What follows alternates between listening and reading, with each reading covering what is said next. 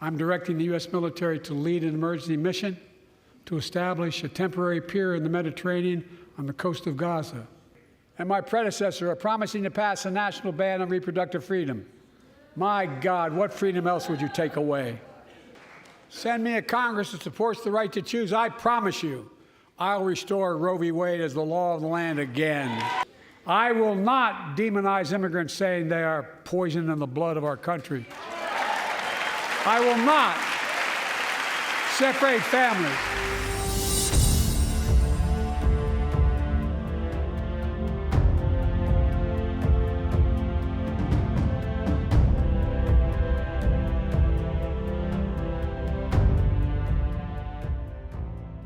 History is watching, just like history watched 3 years ago on January 6th, when insurrectionists stormed this very Capitol and placed a dagger to the throat of American democracy.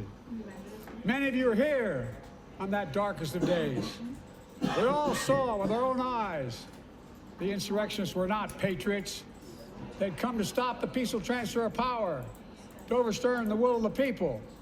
January 6th lies about the 2020 election and the plots to steal the election posed a gravest threat to U.S. democracy.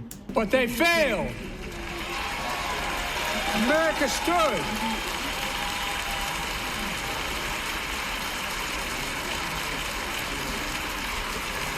America stood strong, and democracy prevailed.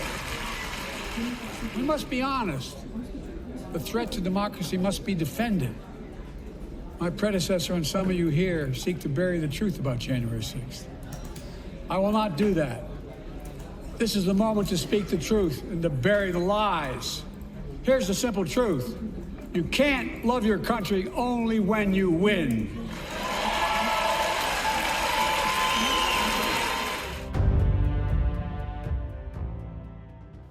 I've been working nonstop to establish an immediate ceasefire that would last for 6 weeks to get all the prisoners released, all the hostages released, to get the hostages home and ease the intolerable and humanitarian crisis and build toward an enduring, something more enduring. The United States has been leading international efforts to get more humanitarian assistance to Gaza. Tonight, I'm directing the U.S. military to lead an emergency mission to establish a temporary pier in the Mediterranean on the coast of Gaza that can receive large shipments carrying food, water, medicine, and temporary shelters. No U.S. boots will be on the ground. A temporary pier will enable a massive increase in the amount of humanitarian assistance getting into Gaza every day.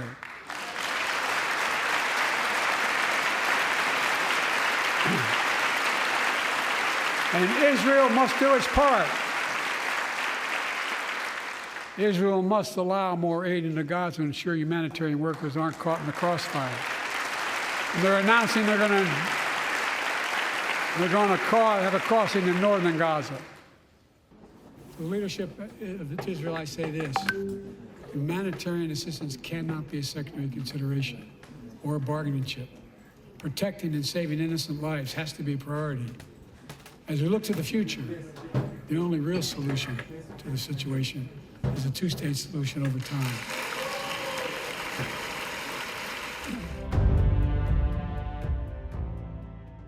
I say this to Congress, we have to stand up to Putin. Send me a bipartisan national security bill. History is literally watching. History is watching. If the United States walks away, it will put Ukraine at risk. Europe is at risk.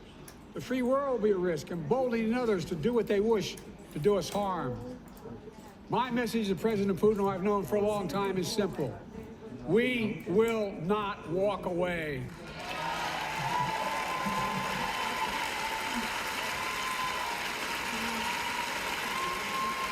We will not bow down.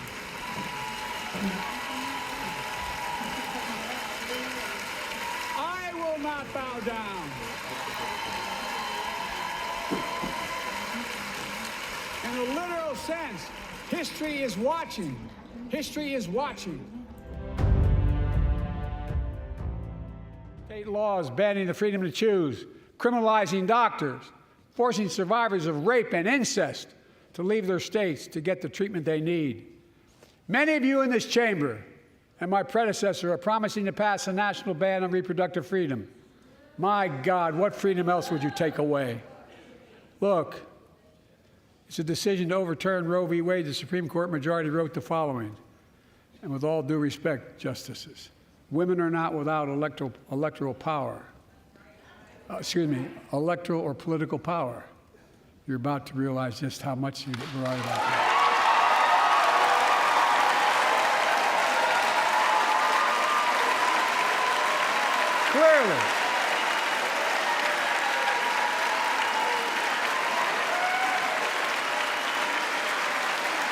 Clearly, those bragging about overturning Roe v. Wade have no clue about the power of women. But they found out when reproductive freedom was on the ballot. We won in 2022 and 2020, and we'll win again in 2024.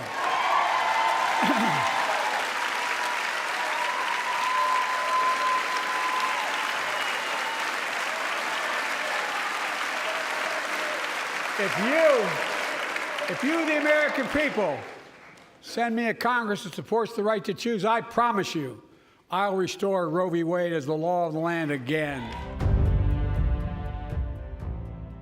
I would respectfully suggest my Republican friends owe it to the American people, get this bill done. We need to act now.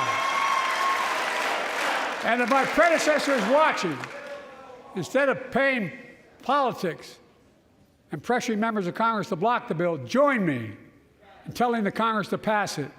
We can do it together. But that's what here's what he will not do. I will not demonize immigrants saying they are poison in the blood of our country. I will not separate families. I will not ban people because of their faith. Unlike my predecessor on my first day in office, I introduced a comprehensive bill to fix our immigration system. Take a look at it. It has all these and more. Secure the border, provide a pathway to citizenship for dreamers, and so much more.